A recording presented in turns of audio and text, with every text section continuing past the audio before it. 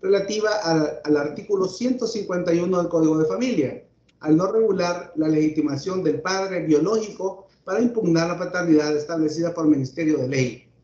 Es un placer saludarlo. Mi nombre es Ricardo Iraeta y soy miembro de la Escuela de Capacitación Judicial, y va a ser un honor poder estar como moderador de esta webinario tan importante, de que también hacemos un lanzamiento de la plataforma Google Workspace for Education con la Secretaría de Innovación de la Presidencia de la República. Así es que es un placer. Muchas gracias por su asistencia. Vemos que se siguen conectando más personas y quizás yo voy a romper el hielo, hacer un pequeño análisis introductorio antes de ceder la palabra a nuestro concejal y director interino ad honorem de la escuela, y decirle, bueno, nos hemos esperado ya muchos años. Este ha sido un tema que ha venido permeando y siendo discutido a un poco más de 25 años de delegación familiar, porque no existían pruebas como la prueba del ADN, sino que habían pruebas antropomórficas y de otro tipo de exclusión sanguínea, y básicamente la sentencia ha venido a resolver en gran parte, como lo va a explicar nuestro experto, muchas de las circunstancias y situaciones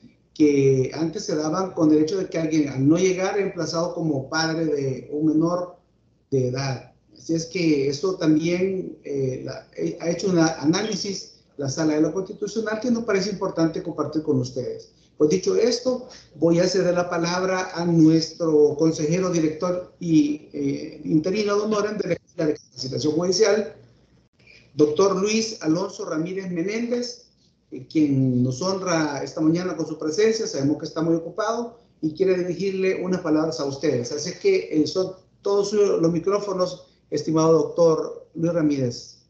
Cómo no. Gracias, estimado maestro Ricardo Iraeta y demás colegas que colaboran desde el aula virtual. Reciban un cordial saludo esta mañana. Espero que me estén escuchando claro y directo, ¿verdad? Esta mañana, como ya lo ha citado el maestro Iraeta, pues es un análisis de la sentencia de referencia 190-2016. Es una inconstitucionalidad relativa al artículo 151 del Código de Familia, al no regular la legitimación del padre biológico para impugnar la paternidad establecida por Ministerio de Ley. Respecto a esta cosa tan importante, quiero citar lo siguiente. Esta iniciativa pues, ha sido posible desde la coordinación de la Escuela de Capacitación Judicial y el aula virtual. Por supuesto, del Pleno del Consejo Nacional de la Judicatura y de este servidor. Conocimiento que se nos brindó desde el mes de 2021 por parte de la Secretaría de Innovación de la Presidencia de la República sobre el uso de la plataforma tecnológica denominada Google Workspace for Education. Como bien saben, bajo este licencia gratuito para cada usuario de la comunidad jurídica que inscriba las actividades formativas que también realiza la Escuela de Capacitación Judicial. En verdad, quiero decir muchas las ventajas desde esta innovadora plataforma de formación a distancia que integra los servicios de Google más reconocidos mundialmente.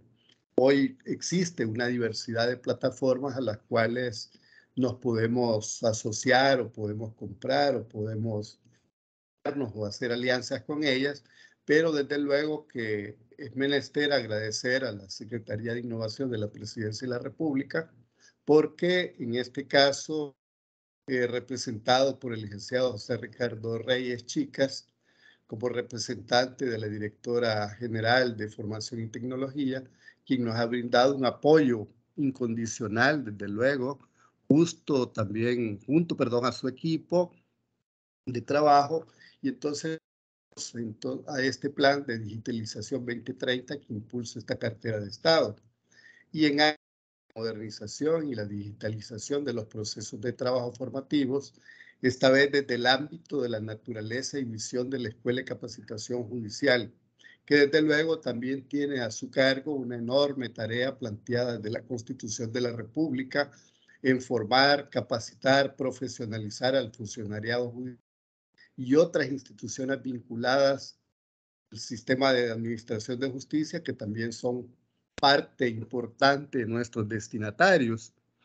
También en esa misma línea hemos enviado a los destinatarios de un total de 1.310 cuentas de correo de Google a jueces, magistrados de los diferentes juzgados del país, quienes se integran a sus procesos formativos bajo una cuenta de correo con el dominio @formacion.edu.sb, lo cual les permitirá tener acceso gratuito a los servicios indicados como Google Meet, Classroom, Calendar, entre otras herramientas útiles y que pueden ser consultadas y utilizadas desde cualquier dispositivo conectado a Internet, como ustedes bien saben.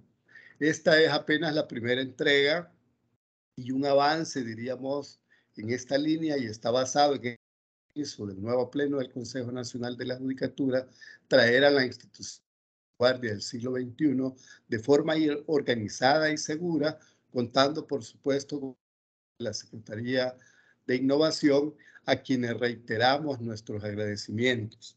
De igual manera, agradecer al maestro Cristian Eduardo Palacios Martínez, quien será esta mañana nuestro expositor. Así que agradezco a todos y muchos éxitos en esta tarea. Y gracias, licenciado Irae, y a los demás colegas que están trabajando en esto. Muy buenos días a todas y a todos.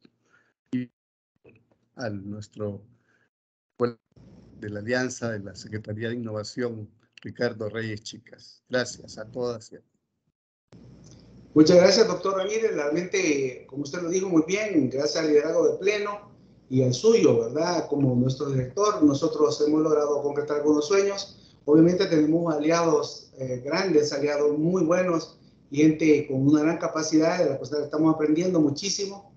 Así que tengo el agrado de presentarles al maestro José Ricardo Reyes Chicas, coordinador de formación de gestión pública de la Secretaría de Innovación. Yo quisiera cederle la palabra para su respectivo saludo. Bienvenido, maestro Reyes. Gracias, maestro Iraeta. Buen día. Me es grato saludar a los representantes del Honorable Pleno y en especial al licenciado Miguel Ángel Calero Ángel, presidente del Consejo Nacional de la Judicatura, al doctor Luis Alonso Ramírez Menéndez, consejero y director interino ad honorem de la Escuela de Capacitación Judicial del Consejo Nacional de la Judicatura, público en general que nos acompaña en esta mañana. Reciban un cordial saludo por parte de nuestros titulares de la Secretaría de Innovación de la Presidencia. Esta mañana nos complace ser parte de este evento y compartir con toda la comunidad jurídica esta nueva iniciativa de formación que el Consejo Nacional de la Judicatura estará implementando a través de su Escuela de Capacitación Judicial, cuya misión es formar prioritariamente a los operadores judiciales, jueces, magistrados, secretarios judiciales y colaboradores jurídicos en general. Para nosotros es un honor ser partícipes de la divulgación de la sentencia de inconstitucionalidad del artículo 151 del Código de Familia, el cual da inicio a una relación de trabajo entre la Secretaría de Innovación y la Escuela de Capacitación Judicial del Consejo Nacional de la Judicatura, en la que estarán implementando la formación a través de la plataforma de Google Classroom como una herramienta para el desarrollo exitoso de sus procesos de capacitación virtual. La formación virtual hoy en día representa una llave de oportunidades y posibilidades para todas las instituciones y es a través de ella que se pueden generar procesos innovadores y disruptivos para una gestión eficiente en los puestos de trabajo. En ese contexto, la Secretaría de Innovación asume el reto y el compromiso con todas las instituciones para generar condiciones y facilitar las herramientas digitales que les permiten implementar proyectos de modernización en los servicios que ofrecen las instituciones, alineados con la agenda digital Salvador 2020-2030. Un mandato de nuestro presidente. Lo vimos nosotros. Ese día marcamos un precedente de articulación de trabajo entre la Secretaría de Innovación y la Escuela de Capacitación Judicial, en la que se ha capacitado a su equipo de trabajo para implementar a través de herramientas digitales sus procesos de formación, contribuyendo así a la reducción de la brecha digital y a la digitalización de sus servicios de formación. Asimismo, dentro del marco de la cooperación interinstitucional, continuaremos fortaleciendo competencias a disposición, programas de alfabetización digital, así como la promoción de becas y estudios de maestrías y doctorados en temas relacionados a la administración pública, los cuales serán implementados a través de la Escuela Superior de Innovación en la Administración Pública Especial. Reiteramos el agradecimiento al Honorable Pleno y al equipo de la escuela por sumarse a este esfuerzo y no dudamos que esta puesta en práctica beneficiará a toda la comunidad jurídica. Que tengan un buen día. Excelente, muchísimas gracias, maestro Reyes. Muy bien recibidas sus palabras y con beneplácito. Así es que sin más preámbulo y como somos aquí en la escuela nosotros de puntuales, voy a presentarles al maestro Cristian Eduardo Palacios, nuestro capacitador del área de Derecho de Familia, quien es experto en la materia y quien va a hacer la disertación sobre algunas explicaciones, obviamente dentro del tiempo y el margen que nos permite este webinar. Les explico a ustedes algunos detalles básicos. Al final vamos a dejar las preguntas y respuestas. Ustedes las pueden dejar ahí anotadas y nosotros vamos a seleccionar las que sean posibles en el tiempo responder para nuestro capacitador. Obviamente que él va a tratar de que la explicación sea lo más sencillo, lo más viable, como es su estilo fresco siempre, de manera que sea de provecho de todos ustedes según ha sido nuestro objetivo. No resto más tiempo y agradezco a las autoridades que nos han saludado y han dado por inaugurado este acto por medio del webinar. Y por supuesto, dejo con ustedes al maestro Cristian Palacio con el tema que nos ocupa esta mañana. Y luego, al final, preguntas y respuestas, regresamos. Bienvenidos a todos y todas. Adelante, maestro Cristian Palacios. Bien, tengan todos muy buenos días. ¿Me confirma si me escuchan? ¿Me escuchan?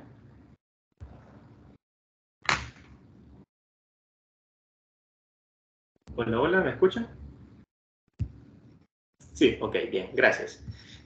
Bueno, extiendo un saludo al doctor Ramírez, al licenciado José Reyes Chicas y al maestro Ricardo Iraeta, a quien le doy las gracias por este esfuerzo que han orquestado, ¿verdad?, con el fin de poder llevar a cabo esta actividad. Bueno, por motivos de tiempo comenzaré a abordar el tema.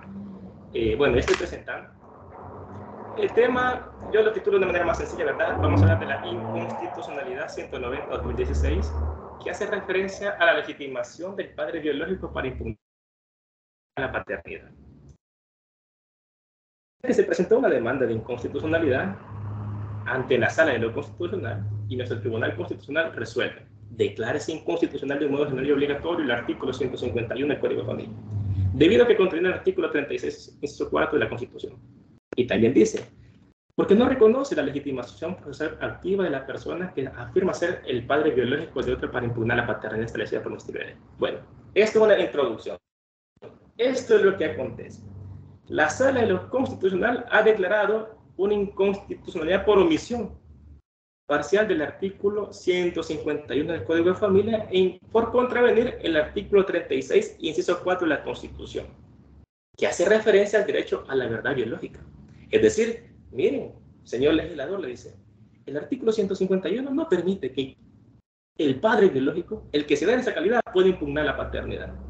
Bueno, y hasta este punto pareciera que es algo lógico o algo claro, pero uno se pregunta, bueno, ¿pero de qué está hablando la sala o qué significa esto?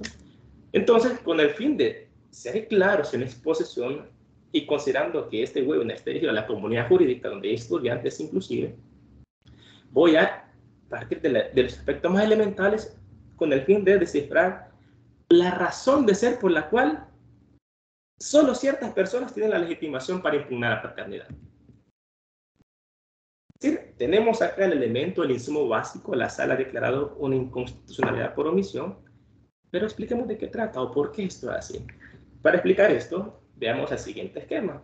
Aquí vemos tres imágenes, ¿verdad? Tres cabecitas que representan a tres personas, pero en el fondo es la familia, papá, mamá e hijos. Esa es la idea que intentamos proyectar con esa imagen. Y esa circunferencia respecto al cual rodea, ¿verdad?, a este grupo, digamos que hace referencia a la familia. Entonces, este grupo familiar, este grupo de personas que tiene una calificación cualificada, que no es cualquier tipo de reunión de personas, expresa una relación social, pero una relación social cualificada. Y a esta relación cualificada, el Código de Familia le llama parentesco. ¿Qué es el parentesco? Es la relación de familia entre dos o más personas. Bueno, pero el detalle es, ¿Y qué es una relación de familia? Pues sí, porque hablamos de relaciones sociales, de relaciones laborales, de relaciones económicas. Hay un conjunto de relaciones en la sociedad. La relación de familia se va a caracterizar por la dependencia afectiva y sexual de los miembros que la integran. Estos elementos son esenciales para identificar una relación familiar.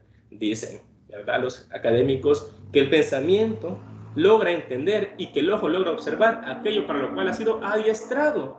Cuando el intelectual, el académico, el sujeto cognoscente identifica una relación donde hay dependencia afectiva y sexual, ahí advierte el germen de la familia. Estas relaciones de familia, que se caracterizan por estos elementos, y que es importante tenerlos en cuenta porque no todas las relaciones sociales tienen estos componentes. Por ejemplo, las relaciones laborales, no hay afectividad y el componente sexual no existe como tal. Pero bueno, la relación de familia puede obedecer a tres tipos de fundamentos. Un fundamento consanguíneo, un fundamento por afinidad, o lo que le llaman los antropólogos una especie de alianza, o el tema de la adopción, que es una construcción social. En la actualidad también se habla de otro tipo filial, que es la voluntad procreacional, de la cual nuestra legislación todavía no tiene una regulación al respecto, pero que la doctrina y la jurisprudencia comparada ya nos dan elementos sobre ello. ¿Qué es esto de la voluntad procreacional? Cuando se habla, por ejemplo, de madres subrogadas o vientres de alquiler, fertilización in vitro, inseminación heteróloga o homóloga, por ejemplo. Pero entonces nos enfocamos en el tema de las relaciones familiares por consanguinidad que existe entre padres e hijos. Es decir, el parentesco entre padre e hijo da lugar a lo que llamamos filiación. Miren cómo venimos arrastrando la idea. Hay un grupo de personas, estas personas interactúan entre sí y la interacción se caracteriza por una dependencia afectiva y sexual. Esa dependencia afectiva y sexual está fundamentada de alguna manera en el enlace consanguíneo, en la voz de la sangre, dicen los sociólogos, y este enlace entre padres e hijos, que es más específico, se le llama filiación. Bueno. La filiación, a su vez, tiene una clasificación. La relación entre padre e hijo, es decir, la filiación entre el papá y el hijo, recibe el nombre de paternidad, y la que existe entre la mamá y el hijo se le llama maternidad. Miren cómo vamos descifrando esto en orden. Nosotros vamos a enfocarnos en el tema de la paternidad. Ahora, enfocados en este punto de la paternidad, hay que entender que existe un derecho a investigar y establecer la paternidad. La Constitución habla de esto, y cuando habla de la paternidad se entiende incluida la maternidad. Pero en todo caso, el establecimiento de la paternidad también conlleva la posibilidad de desplazarla. Aquí en el esquema, ustedes logran ver, abajo de la parte que dice respecto del padre paternidad, dice establecimiento, que corresponde, según la doctrina, al emplazamiento de la filiación, o a la impugnación, que también se le conoce como el desplazamiento de la filiación. Y miren cómo hay una lógica desde el inicio. El establecimiento de la paternidad se puede dar por tres formas según nuestra legislación. Por disposición de ley, es decir, por presunción matrimonial. Segundo, por reconocimiento voluntario, es decir, por la autonomía unilateral e irrevocable del padre que quiere reconocer a una persona como su hijo. Y por declaración judicial, por una decisión con efectos de cosa juzgada e irrevocable. Esos son los tres tipos básicos para establecer la paternidad. Hablaremos de uno en particular. Hay otras formas, como el reconocimiento provocado, que siempre he sostenido que es una diligencia sui generis, que conserva ciertas características de esas tres formas. Si el tiempo lo permitiera, pudiéramos hablar de ello. Pero el reconocimiento provocado es una especie de derivación. Por eso no es extraño que aparece regulado en aquella parte que habla del reconocimiento voluntario. Mire, licenciado, y sobre estas formas existen para establecer la paternidad. En El Salvador sí, pero hay otras formas. Por ejemplo, Costa Rica ha hablado de la paternidad responsable. Miren qué interesante esto. En Costa Rica se previó que a nivel administrativo se puede resolver el tema de la paternidad. ¿Cómo funciona esto? Bueno, que la madre, cuando llega al registro civil o de familia en El Salvador, dice, miren, este es mi hijo, aquí están sus documentos de identidad. Pero también tiene la opción de decir, el papá es Cristian Palacios, el papá es cierta persona, por ejemplo. no está de por medio del consentimiento del papá, no está de por medio de la presunción de paternidad. Simplemente se ha hablado de que la mamá puede decir quién es el papá. Y el registrador le corre el traslado por un plazo, si no me equivoco, como de 10 días, para que el presunto padre manifieste si es cierto o no. Si no dice nada o se opone, la paternidad se tiene por establecida. A nivel administrativo del registro, hay otras formas de establecerlo, sí, pero en El Salvador no existe eso. Sin embargo, queda abierta la iniciativa para trabajar con aquello de la construcción de una nueva paternidad o fomentar la paternidad responsable. Entonces tenemos esto. La paternidad se establece por esos 3 mecanismos.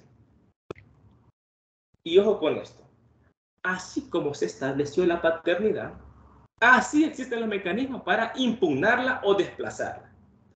Es decir, cuando se establece la paternidad por ministerio de ley, que ya lo voy a explicar, la forma de impugnarlo ya está regulado en el Código de Familia, que es a través de la impugnación de la paternidad, así se llama.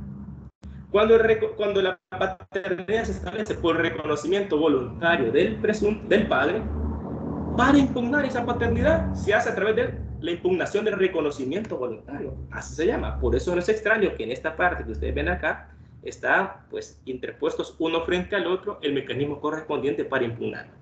Y la declaración judicial, eso no prevé un supuesto para impugnarlo. Habrán otros mecanismos, quizás, ya son de tipo procesal, quizás la revisión de sentencia, quizás el tema de la nulidad, pero es un aspecto que está sujeto a un debate, a una cuestión bastante candente, pero que ahí queda habilitado. Y también se habla de la nulidad de reconocimiento voluntario.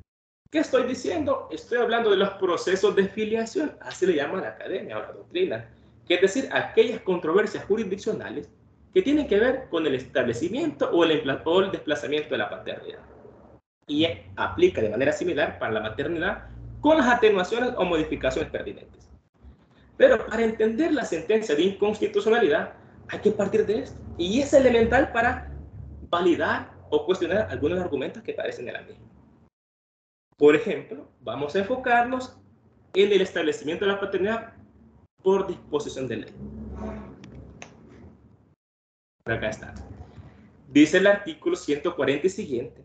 Ahí se regula el establecimiento de la paternidad por disposición de ley, es decir, por presunción. Miren lo que establece. Artículo 141. Se presumen hijos del marido los nacidos después de la celebración del matrimonio y antes de los 300 días siguientes a su disolución o declaratoria de nulidad. Voy a ir rápido por motivos de tiempo, pero sigamos la línea. Se puede impugnar la paternidad cuando, se puede establecer la paternidad por presunción. ¿Y cómo funciona esto, licenciado? ¿Cómo debo entender este artículo? Bueno, veamos este esquema. Miren, 2 personas obviamente se encuentran en matrimonio, se han casado. Acá están, ¿ven? Aquí está la figura.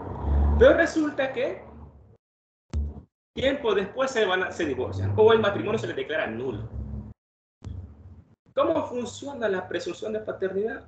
Bueno, dice el legislador. Miren, los hijos que nazcan después de celebrar el matrimonio y 300 días después del divorcio o la nulidad del matrimonio, se entiende que son del marido, es decir, del padre, perdón, del esposo de la madre.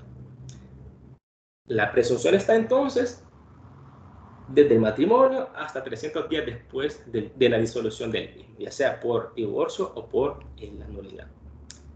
Se presumen hijos del marido. Luego dice el mismo artículo.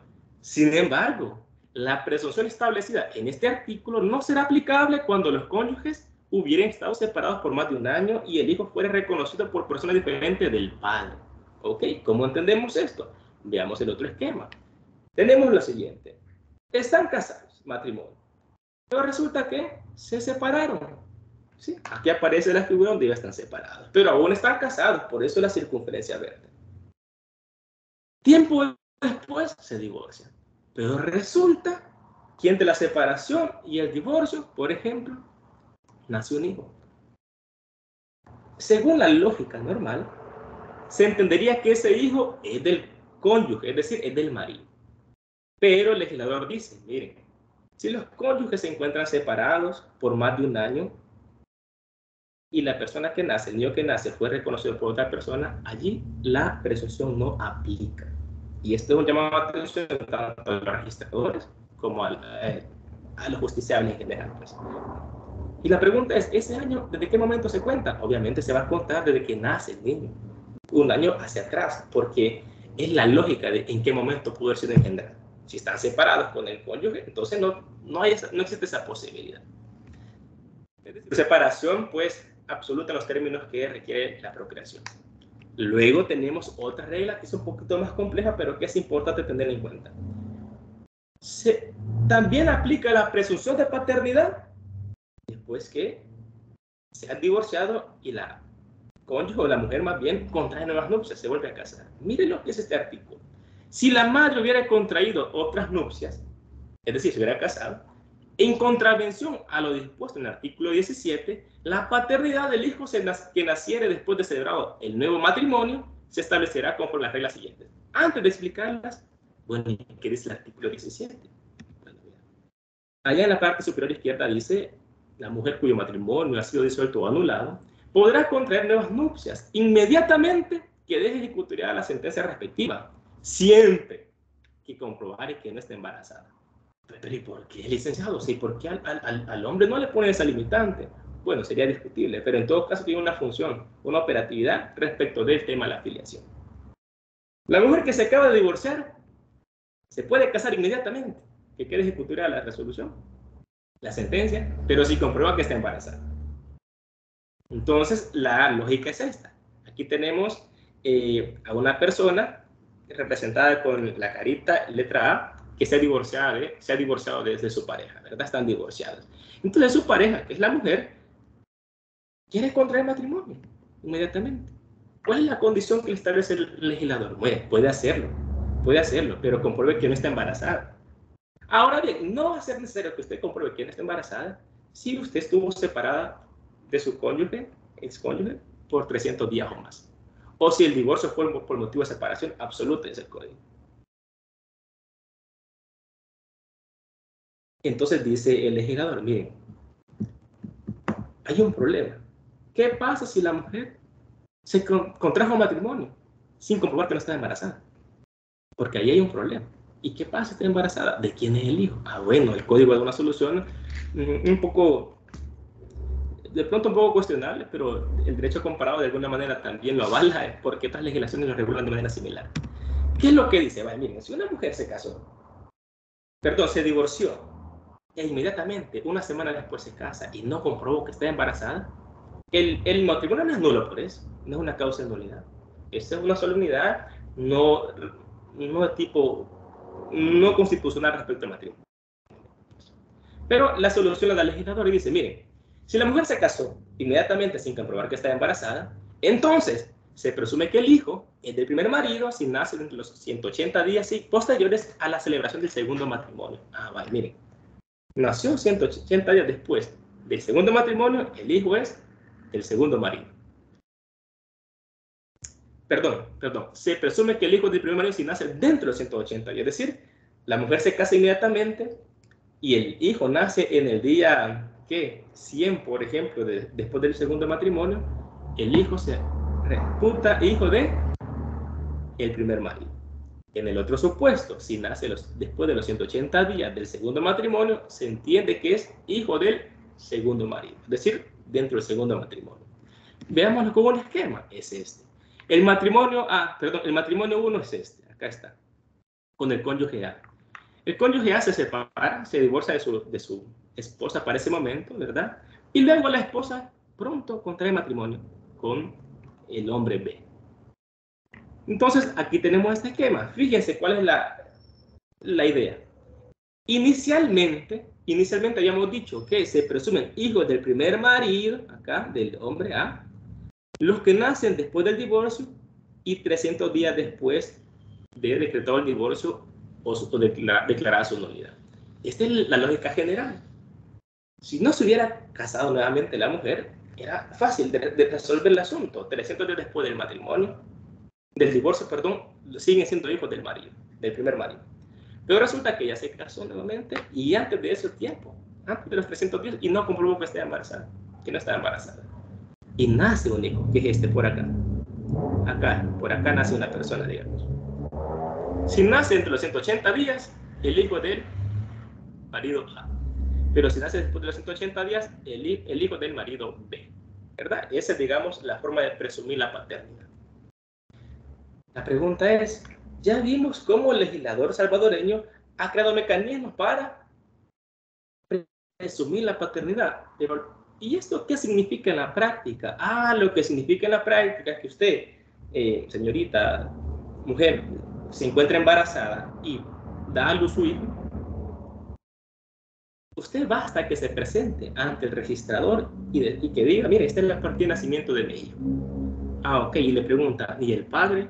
Fíjese que el padre no está, pero yo me encuentro casada con él.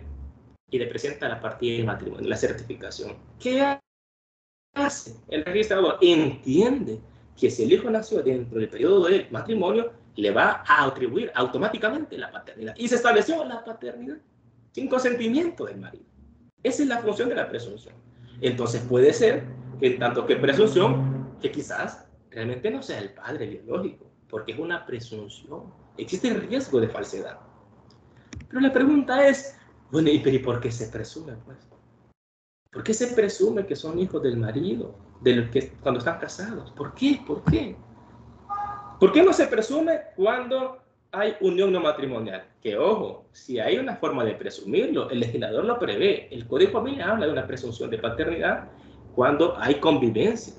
Por ahí he escuchado que respecto a la unión no matrimonial no se regula esto. Hay que revisar un poco mejor el asunto. Pero sí hay elementos para presumirlo. Pero en todo caso, la presunción no es tan directa. Y la pregunta es, ¿pero por qué presumimos? Más adelante vamos a ver esto. Y esta pregunta está íntimamente relacionada con uno de los argumentos centrales de lo que resolvió la Sala de lo Constitucional. Entonces tenemos este asunto. Tenemos el esquema donde están los padres con sus hijos, ¿verdad? El vínculo familiar por consanguinidad que da lugar a la filiación con el padre y la paternidad. ¿Cómo se establece la paternidad? Ya vimos, por disposición de ley. Solo de una hemos hablado. Del reconocimiento voluntario es otra forma. De la declaración judicial es otra forma. Pero lo importante es tener claro que son cosas diferentes. Ahora hablemos del asunto que me interesa. Bueno, ya sabemos cómo se estableció la paternidad por presunción de ley, por disposición de ley. ¿Y cómo se impugna? Porque puede ser que sea falsa. Y si es falsa, ¿qué se hace? Bueno, me atribuyeron un hijo que no es mi hijo. Yo ya sé que no es mi hijo. Entonces, ni modo, así me voy a quedar. Aparte de la afectación posiblemente patrimonial que esto puede implicar, también es un asunto social, estructural para un Estado, para un país, para el desarrollo de un pueblo. El que el hijo pueda conocer su identidad. Es que no es solamente el derecho a la filiación, está asociado con las estructuras elementales del parentesco que fundamentan a una sociedad.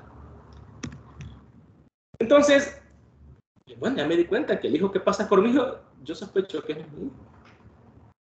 Pues yo estuve casada con mi esposa en ese momento, pero yo tengo una incapacidad, una infertilidad, pues, biológica, básicamente, no puedo procrear, y estoy médicamente comprobado, tengo un diagnóstico, pero es mi hijo. Entonces, como ya sé que no es mi hijo, quiero impugnarlo. ¿Qué se hace? Dice el artículo 151, que es la norma objeto de control de la Sala en aquel momento. En vida del marido, nadie podrá impugnar la paternidad que por ley se le atribuye, sino el marido mismo, ojo, el marido mismo, probando que el hijo no ha podido ser engendrado por él, salvo el caso de la acción del hijo cuando ejerza su derecho a investigar la paternidad, de acuerdo con lo dispuesto en el artículo 138 y 139. Ojo, hay una discusión por ahí. El 151 no le habilita el derecho directamente al hijo para impugnar la paternidad, lo que hace es reconocerlo. Ya el artículo 138 y 139 hace una habilitación genérica. Claro, en la práctica, quienes están habilitados es el marido, el padre legal, llamémosle, y el hijo. Sí, pero el 151 lo que hace es reconocer por la remisión del 138. Entonces, centrémonos en este punto. El marido, es decir, el padre legal, aquel que se le presumió la paternidad y que en esa calidad se inscribió, él está habilitado para impugnar, pero en vida de él solamente él puede hacerlo. Y veamos el siguiente esquema.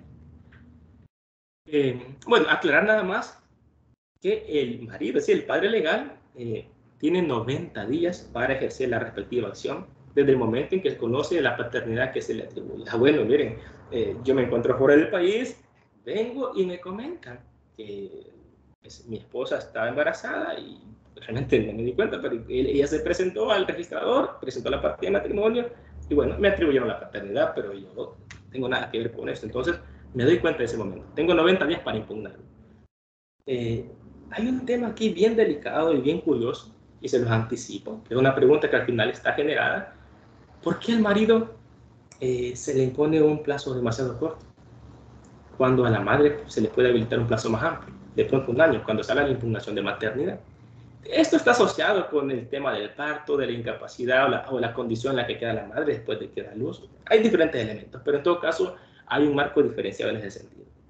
Y anticipo desde ya lo delicado que puede ser establecer un plazo para que el padre biológico ejerza la impugnación de la paternidad. Porque el Código de Familia habilita a la madre biológica para impugnar la maternidad, pero no lo sujeta a un plazo. Dice que es imprescriptible. Pero ya veremos esto un poquito más adelante. La idea es que hay un tiempo límite para poder ejercer la respectiva acción. El marido. Veamos las siguientes ideas. La paternidad es una paternidad que se fundamenta en un aspecto matrimonial. Y como es una presunción, puede ser falsa, ya dijimos. Y el mecanismo para reaccionar contra una falsa paternidad establecida por presunción de ley se llama proceso de impugnación judicial de paternidad, cuya competencia es de los jueces de familia. No es del juez de los civiles ni del juez de la ley, es juez de familia. O del juez con competencia en materia de familia, por decirlo así. Esta acción es diferente, totalmente diferente a la acción de impugnación de reconocimiento voluntario. Lamentablemente, por el tiempo no puedo hacer la distinción de ambas instituciones, pero querer comparar la impugnación de la paternidad con la del reconocimiento voluntario es impreciso e incorrecto. Decir, miren, en el caso de reconocimiento voluntario, en su impugnación, el legislador hace un listado amplio para impugnarlo. ¿Y por qué en el caso de la impugnación de la paternidad? No estoy diciendo que no se puede. Estoy diciendo que no sea correcto, estoy diciendo que la comparación no es precisa. Porque hay diferentes elementos generadores. En el reconocimiento voluntario, el elemento generador es la institución del reconocimiento. En la impugnación de la paternidad es la institución del matrimonio. Legitimación procesal. ¿Quién puede impugnar la paternidad? Miren, vamos acercándonos al elemento esencial. ¿Quién puede impugnar la paternidad establecida por Ministerio de Ley? No estoy hablando de la que se reconoce voluntariamente. No es que Cristian Palacios va y dice, mire, yo te reconozco como mi hijo, aquí está la declaración ante notario o la escritura, voy ante el juez y digo, miren, él es mi hijo. No estamos hablando de este caso. Estamos hablando de que se estableció por presunción, forzosamente, pues, de manera forzada. ¿Quién puede impugnar? En vida del marido, dice la ley 151 del Código de Familia, tiene legitimación procesal activa, puede demandar el padre legal, es decir, el marido y el hijo. Ya está. La legitimación pasiva, aunque no es el asunto que trata la sala, pero quiero anticiparla, se demanda a la madre, al padre y al hijo, o según el caso, a unos, a todos, o solamente a ciertos de ellos. ¿Por qué a la madre, licenciado? ¿O por qué al padre? Si el hijo demanda, ¿por qué demanda? Bueno, si el hijo demanda, va a demandar al padre porque implica desplazar su filiación paterna. Es decir, la situación jurídica que ha consolidado el padre sobre su hijo va a desaparecer y eso implica una vinculación directa con el proceso. Y la madre porque, bueno, eso es uno de los grandes debates. La madre porque ella posiblemente tenía conocimiento de que el hijo que pasó por el marido no era hijo del marido. Entonces, ¿cuál fue el interés que tuvo de ocultar eso? Puede ser que haya tenido algún interés. Y en tanto que tenía algún interés patrimonial o extrapatrimonial, hay que hacerle valer su derecho de audiencia y defensa. Por lo menos en la práctica eso es lo que ha sugerido. Cuando el marido fallece, quien tiene la habilitación para impugnar es el hijo, los herederos del marido, declarados obviamente, los ascendientes del marido, el papá, los abuelos, por ejemplo, y toda persona a la que le irrogue perjuicio actual. Estos conceptos jurídicos indeterminados que sería oportuno en su momento que se aclaren, ¿verdad? Que se uniformen, que se armonicen, porque hay varias disposiciones que hablan de interés actual, perjuicio actual, cuando eso, digamos, de alguna manera afecta a la seguridad jurídica de los justiciables por claridad, porque no tienen claridad del plazo para poder ejercer la respectiva acción. Y por lo menos los tribunales de justicia, particularmente el Tribunal de Casación, de pronto no uniforma este tipo de conceptos porque son conceptos jurídicos indeterminados, cuya discreción está habilitada para que el juez le dote de contenido y por lo tanto no puede uniformar. Pero bueno, ese es un punto de discusión. Y en todo caso, se demanda al padre, a la madre, al hijo y a los herederos según el caso. Entonces nosotros vamos a poner atención en este momento a la legitimación procesal activa en vida del marido. Excluimos lo demás, centrémonos en eso. ¿Quién puede demandar hoy por hoy? El padre, el marido al que se le atribuyó la paternidad y el hijo. Ok, hay un límite temporal. Si el padre quiere demandar, tiene que hacerlo dentro de los 90 días, a partir del momento en que tuvo conocimiento de la paternidad que se le atribuye. El hijo no. El hijo, la acción es imprescriptible, lo puede hacer cuando quiera. E incluso sus descendientes también tienen esa imprescriptibilidad para la acción. Si el marido ya falleció, pues los herederos del marido, los ascendidos del marido o las personas con perjuicio actual tienen 90 días según el evento que genera el conocimiento para conocer de la paternidad que se quiere impugnar. Nos enfocamos entonces en el primer punto. Hay límite temporal de 90 días para el marido para impugnar. Este límite temporal es un tema de orden público. Y en tanto que de orden público manda, prohíbe. No está sujeto a discreción. No está sujeto a compasión, a lástima de justicia del juzgador para casos en particulares. Es un plazo fatal. Y es un plazo de caducidad. Y bueno, hay otras presunciones como la que aparece abajo, pero que no hablaré de ella. Ahora veamos legitimación procesal activa. Miren, ¿cómo comparamos? Para impugnar la paternidad por parte, cuando se establece por presunción, ya dijimos, no puede ser el padre y el hijo. Pero cuando hablamos de la impugnación del reconocimiento voluntario, lo puede hacer el hijo, los ascendientes del padre y todo aquel que tenga un interés actual.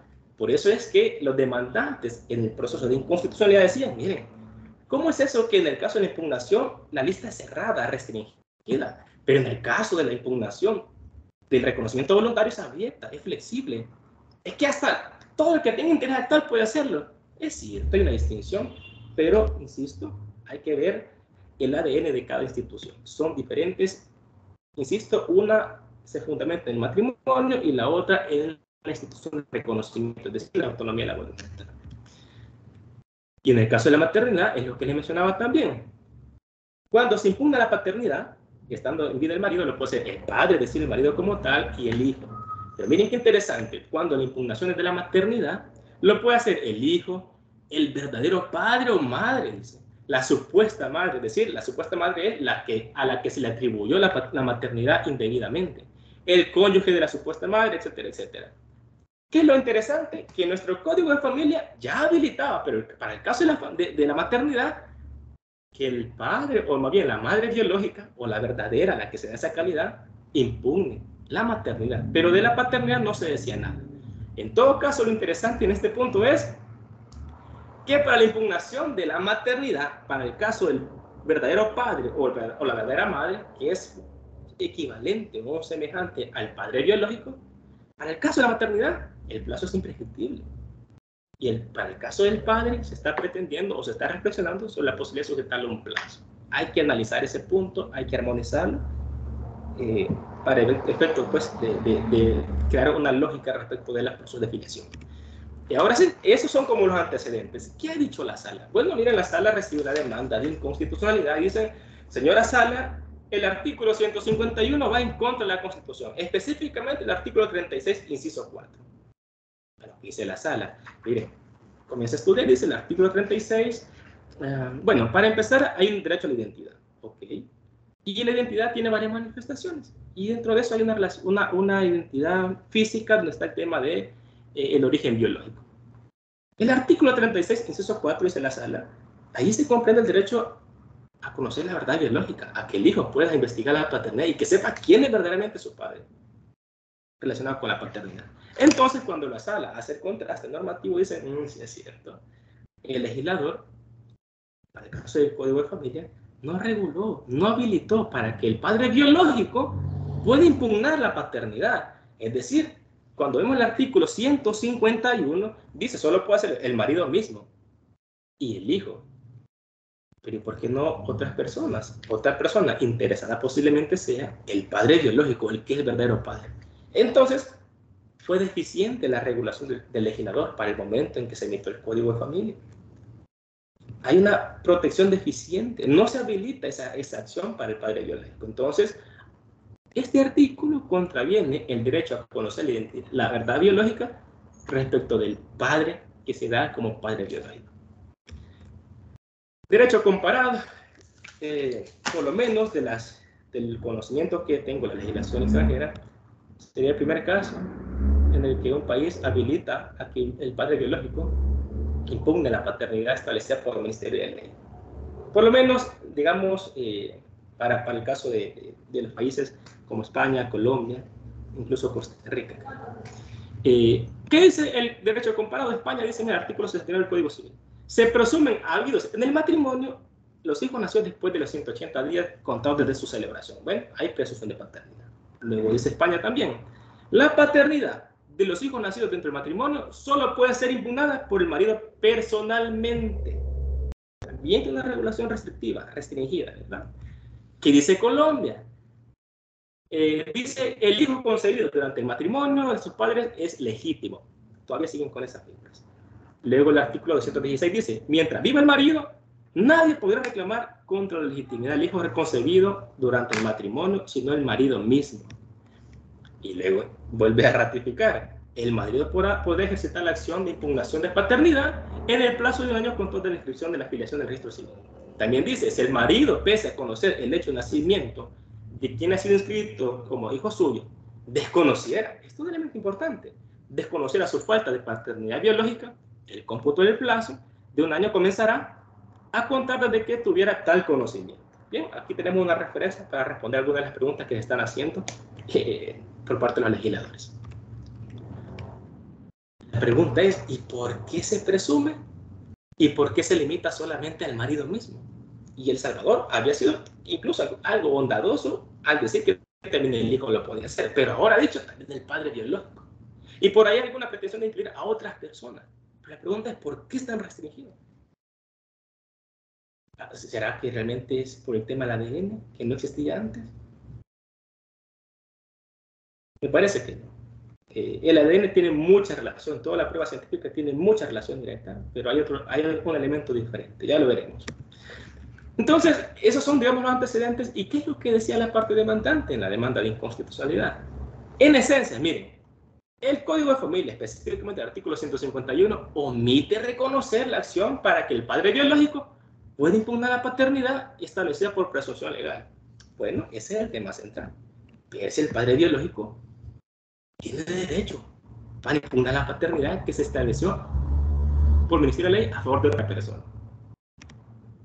Para estos efectos, la sala hace algunas valoraciones, fundamenta su decisión, hace referencia a la omisión constitucional, clasifica la omisión constitucional y hace referencia a la omisión parcial. No voy a entrar en detalle en este asunto por desarrollarse ya tanto en la sentencia, pero digamos la idea central es que una omisión, la inconstitucionalidad puede ser por acción o por omisión, ¿sí? Por acción, cuando se decreta una ley, por ejemplo, que va en contra de la Constitución. Bueno, miren, ese artículo va en contra de la Constitución. Pero por omisión es cuando hay falta de desarrollos de los mandatos del constituyente. Tenemos ejemplos, por ejemplo, la ley de reparación por daño moral. El constituyente decía en el artículo 2, una ley va a regular el tema del daño moral, la reparación. Pero no había ley, había una omisión, no se había desarrollado ese artículo. Entonces fue una declaratoria de inconstitucionalidad por omisión, en ese caso también. El tema de la renuncia la prestación por renuncia voluntaria es otro ejemplo. El tema de del salario mínimo de las empleadas domésticas. Es decir, cuando el constituyente establece normas de actuación, un mandato más bien de ejecución para entes como producción normativa y no se producen, entonces incurren en una omisión cuando ha transcurrido un plazo razonable sin que se cumpla. Y dice la sala de lo constitucional: bueno, esta omisión puede ser absoluta o parcial. Es absoluta cuando no hay norma, cuando no existe. Y es parcial cuando, existiendo la norma, la misma es deficiente o es insuficiente más bien. Y en este último caso, es insuficiente porque puede infringir la igualdad, el principio de igualdad, o porque la protección o la regulación no es plena, ¿verdad? Sino que es deficiente. Otros aspectos que menciona la sala es: se reconoce el derecho a la identidad y dice, mire, tiene un anclaje constitucional en diferentes disposiciones y ahí aparecen varias. Y yo enfatizo en el artículo 36, inciso 4, que es el derecho a la verdad biológica como manifestación del derecho a la identidad, o como una derivación. Y este derecho a la identidad tiene diferentes facetas, un tema asociado a aspectos biológicos, a aspectos físicos y aspectos existenciales. No voy a entrar en detalle por motivos de tiempo, pero digamos que hay que prestarle atención a estos aspectos. ¿Qué es la verdad biológica? La posibilidad. Miren, qué interesante, posibilidad. No implica un resultado exacto. El derecho a conocer la verdad biológica es la posibilidad que posee toda persona de exigir el conocimiento de quienes son sus progenitores. Entonces, llegamos a este punto. La sala dice, bueno, hay un derecho a la identidad y un aspecto asociado con la verdad biológica. Veamos entonces por qué en el caso de la presunción de paternidad y de su impugnación, ¿por qué se excluye o por qué se limita solamente a ciertas personas?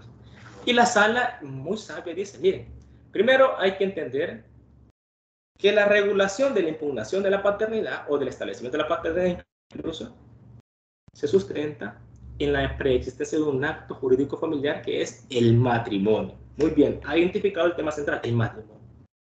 A raíz del matrimonio, dice la sala, miren, lo voy a leer textualmente, se crean presunciones y dice, estas clases de presunciones siempre tienen como fundamento la presuposición de que al casarse una persona admite la posibilidad de procrear hijos con su pareja, aunque como cualquier presunción no significa que sea necesaria. Aunado a ello, también hay una presuposición de cumplimiento del deber matrimonial de convivencia y fidelidad. Miren, este tema es importantísimo.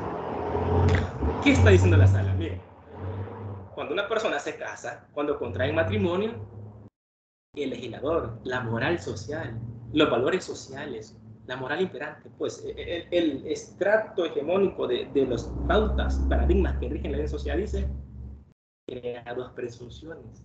Cuando alguien se casa, se crean dos presunciones. Primero es, se presume que las personas que se casan van a procrear hijos. Y en segundo lugar, se entiende que esos hijos son de ellos. ¿Por qué? Bueno, por el tema de la fidelidad, por el tema de la singularidad. Nuestros patrones normativos respecto del ámbito de familia se van a fundamentar, por lo menos, hoy por hoy, en dos grandes paradigmas. Uno de ellos que de alguna manera existe cierto cuestionamiento. Uno es el paradigma de la monogamia y el otro es el paradigma de la heterosexualidad. Claro, este segundo paradigma, insisto, hay un reajuste, un cuestionamiento respecto de él, pero dejémoslo a un lado, enfoquémonos en la monogamia. Las sociedades occidentales del mundo moderno apelan a la monogamia como tipo familiar o como modelo familiar, como paradigma familiar. La monogamia va a implicar presunción de procreación y presunción de fidelidad. ¿Y qué es lo que está de por medio? El matrimonio. Por eso bien dice la sala, miren. El matrimonio tiene origen en el cristianismo, sí, tiene una carga fuerte, religiosa y social y moral. ¿Qué es lo que está diciendo? Mire, fíjese que las presunciones se entiende que cuando la gente se casa es que van a procrear hijos y pues van a ser de ellos. Entonces, romper esa presunción, es decir, cuestionamos el matrimonio. Ponemos en tela de juicio la carga ideológica y moral que envuelve el matrimonio. Por eso es que el legislador dice, miren, ¿cómo es eso que vamos a permitir que cualquiera venga a impugnar algo que se presume sagrado, sacramental, y que su constitución, pues, tiene que ver que los hijos nacen respecto a esa familia? Por eso solo el marido mismo puede impugnarla. Pero bueno, sigamos un poco. Entonces la pregunta es, ¿por qué se presume? Bueno, porque hay un modelo tipo de familia, que es la matrimonial. ¿Se está superando? Sí, sin duda alguna. Es más, las estadísticas, los datos demográficos nos dicen hay una tasa que desciende respecto al matrimonio y asciende la unión no matrimonial. Pero ha sido un modelo tipo, moralizante de alguna manera. Y el tema central, ¿por qué se presume? Por lo siguiente. La paternidad se presume por el carácter vinculante, normativo de la monogamia. Por eso siempre he insistido que dentro del ámbito del derecho de familia o el derecho social de familia, la sexualidad aparece como un discurso normativo. La monogamia y la sexualidad dan lugar a la presunción legal del matrimonio, de paternidad, perdón. Habilitar, en el fondo existe esto, habilitar o entender que los hijos que nacen dentro del matrimonio no son de la pareja, es cuestionar la vinculación, la sacramentalidad de la institución que tiene alguna fuente religiosa. ¿Tiene relación el tema del ADN? Claro que tiene esa relación, sin duda alguna. Y la sala bien lo dijo, ya veremos más adelante. Pero dice esto la sala: estas ideas no son sostenibles en la actualidad. Como se puede advertir, la creación de la disposición obedeció a que en El Salvador había una extrema dificultad para probar la paternidad. Sí, es cierto.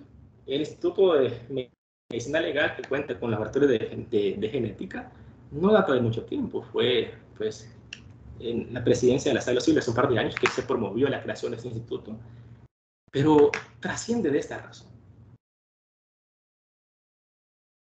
Dice la sala de alguna manera asoció la dificultad para establecer la paternidad por el tema de la prueba idónea para ello. Y esto incide en la posibilidad de impugnarla, dice, y en el cúmulo de sujetos legitimados para hacerlo. Es cierto, sí es cierto. Pero la invitación es a enfocarnos en un elemento más que también está incluido en lo que la sala ha dicho, ya veremos. La prueba de paternidad versus el régimen de tipo familiar. Dice, y si en los casos donde antecede una declaración de voluntad se establecen cláusulas abiertas de legitimación procesal para impugnar reconocimiento, como los que tienen interés actual, a mayor razón debería emplearse el número legitimado para hacer la impugnación cuando la paternidad se establece por disposición. Es lo que les decía. Es delicado comparar estas dos instituciones. Es decir, que como el reconocimiento voluntario aparece un listado abierto de personas que pueden impugnar, consecuentemente también tendría que hacerlo en el tema del matrimonio, de la presunción de paternidad. En el mundo del ser, la lógica tiene una lógica, pero en el mundo del deber ser, de las formas institucionales que dan lugar a cada una de estas acciones, hay que distinguir la institución del reconocimiento versus la del matrimonio.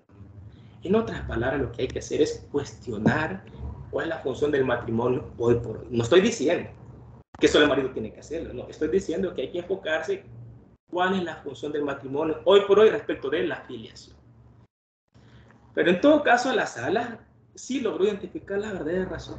Dice de esta forma: en dicho contexto, se optó por esta vía porque el matrimonio se consideró como un fundamento válido para presumir la paternidad del esposo, es cierto, y cerrar la posibilidad de impugnaciones de terceros que no pudieran ser comprobadas y deterioraran la unidad familiar. Ah, claro.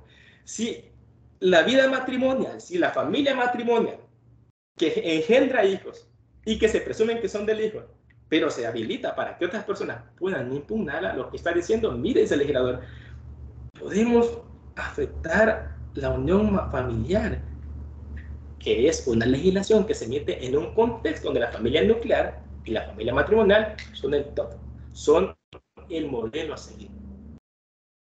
¿Que estamos de acuerdo? ¿No estamos de acuerdo? Ese es otro punto. El tema central es cuál es la razón por la cual se cerraba o se restringía la acción o la legitimación para ciertas personas. Y lo vuelve a decir la sala. En tal sentido, la medida sí es adecuada a lo de estas circunstancias, debido a que aunque la impugnación sí es posible en el caso de reconocimiento voluntario, en el escenario de la paternidad fijada por presunción hay un interés institucional, es decir, estatal, moral, o sea, se ha acoplado una filosofía de protección de ¿qué? De proteger el matrimonio. El tema central, pues, cuando se cierra que solo el marido puede impugnar la paternidad establecida por el Ministerio de Leyes, pretendiendo proteger la figura matrimonial y cómo envuelve esta a la familia. ¿Por qué habilitamos que otros vengan a cuestionar la vinculación de la monogamia, el carácter de la singularidad que inspira y de la función de la familia como nido de procreación? Ah, hay una carga ideológica atrás de esto.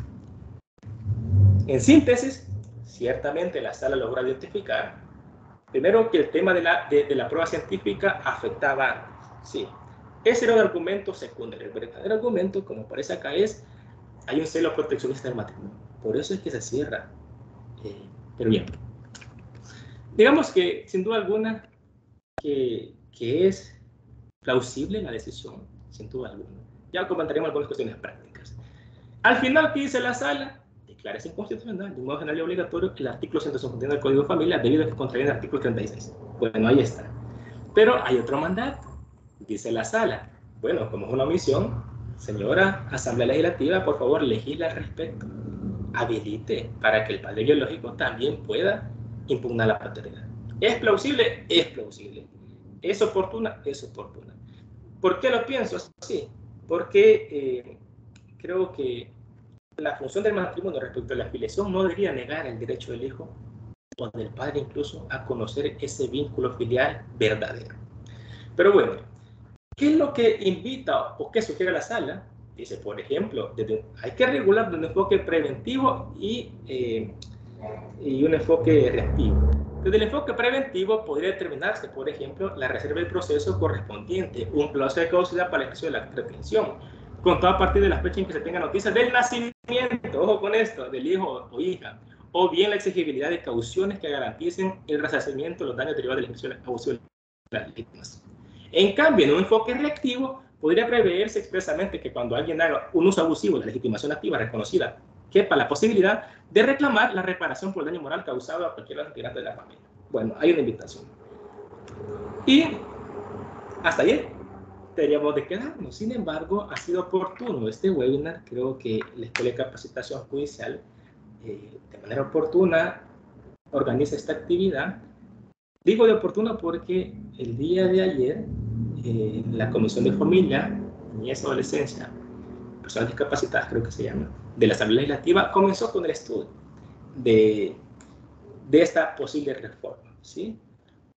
Esto que está acá, lo dijiste, ¿verdad? En la comisión, la señorita diputada le dio lectura a una posible tentativa de reforma del artículo 151 para responder al mandato de la Asamblea Constitucional y leyó algo como lo que está escrito por acá. Estoy aclarando que está de libre acceso en la página de estudios de la Asamblea Legislativa y esto se menciona. Entonces yo lo retomé con el fin de ampliar el margen de análisis de lo que estamos haciendo ahora para que de alguna manera se pueda dar algún planteamiento al respecto. ¿Qué se decía? Bueno, la posible reforma, y que por cierto, funcionarios públicos ya han emitido alguna presión sobre esto y apreciaciones muy pertinentes y otras que de alguna manera requieren una consideración todavía más profunda, pero dice de la siguiente forma.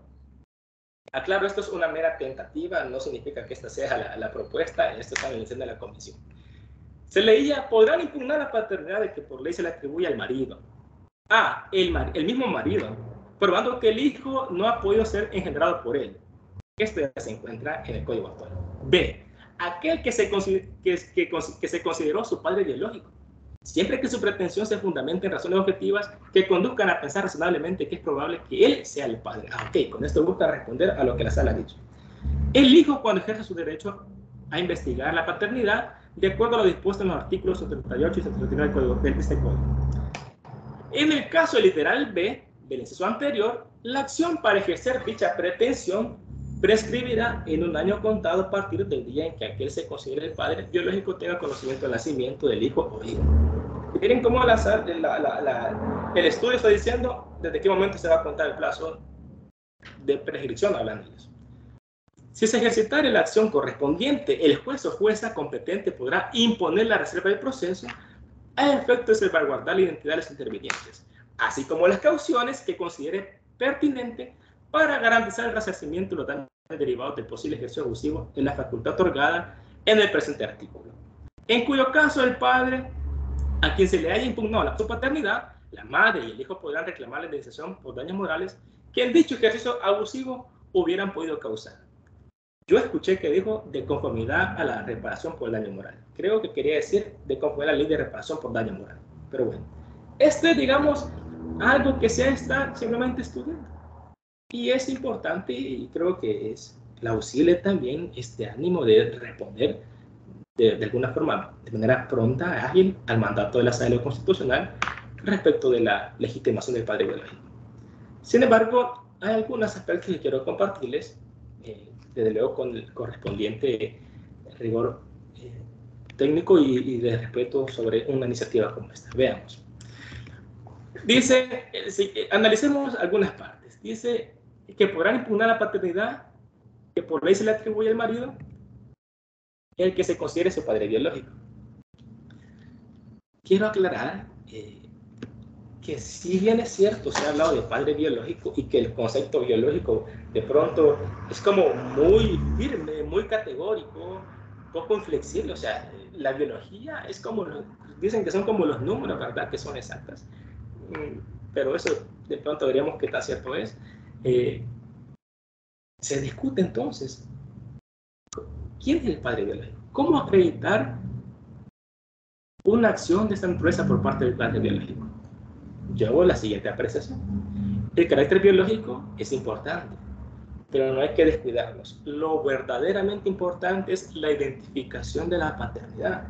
Cuando usted escucha a los especialistas de medicina legal, por ejemplo, a nuestros peritos forenses especialistas en el tema de genética, ellos sugieren, y esto incluso lo digo para que los jueces de familia escuchen esto, considerando que sé que algunos que están por acá, dicen, miren, cuando nos libren oficios pidiéndonos un examen de ADN, si usted como juez dice, me dice, practíquese el ADN en tal persona, usted me está cerrando el margen de acción. ¿Por qué?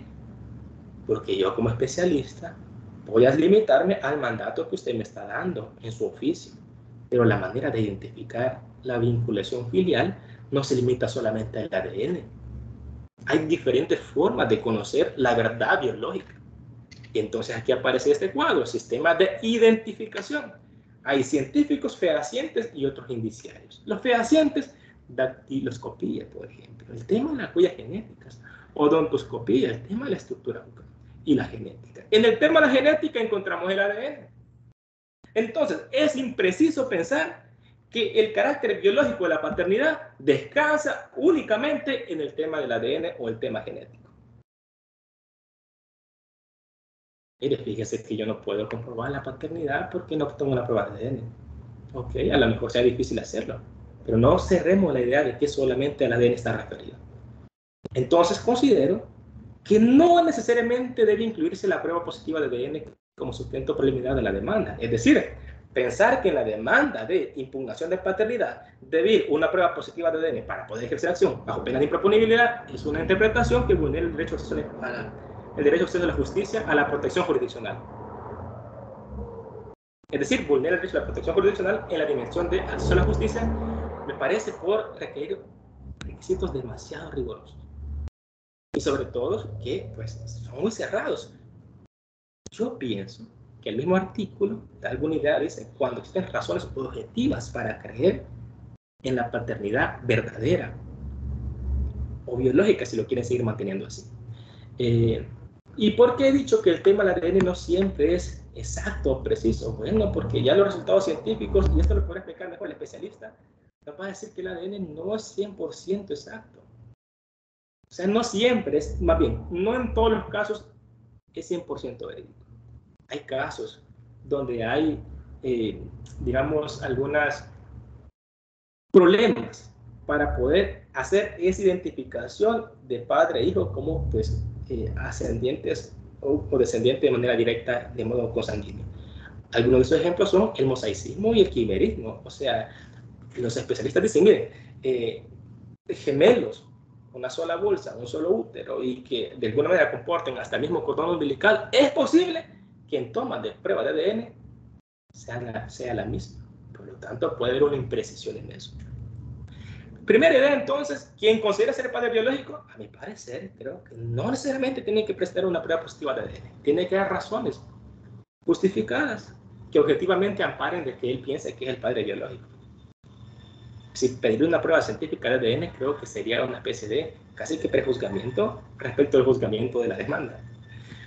Y, en todo caso, ¿cuál es la razón de ser entonces de establecer plazos de caducidad o cauciones o incluso habilitar la reparación por daño moral si se le está requiriendo una prueba como esa? Creería que bastaría otro tipo de sustento argumentativo a la demanda para que se habilite este tipo de acciones.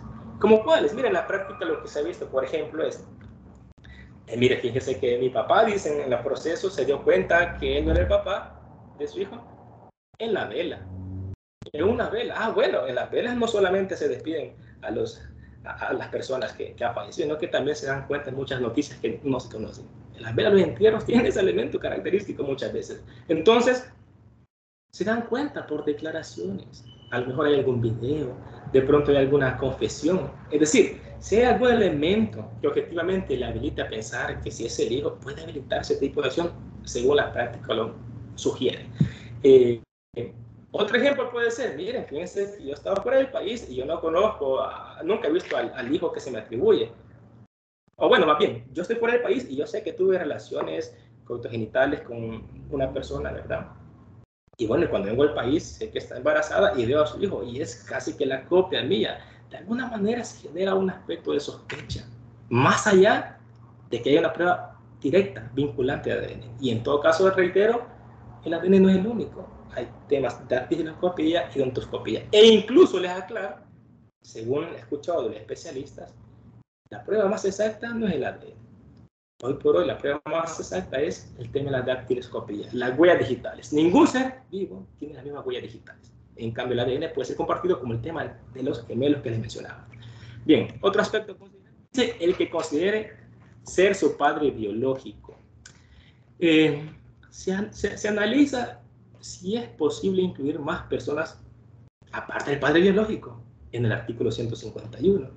Respecto de este punto, quiero decir dos cosas. Primero, otros países con un desarrollo tecnológico y científico mucho más avanzado y que desde hace mucho tiempo hablan ya del tema de la identificación por medios científicos, no solo la ADN, siguen conservando o restringiendo el tema de quién puede impugnar la paternidad. Tenemos algunos casos de derecho comparado. Ese es un elemento simplemente de referencia. Y en todo caso, el tema a nivel interno es si se habilitan más personas, entonces es necesario reconsiderar cuál es la función del matrimonio respecto de las sociedades en las sociedades contemporáneas.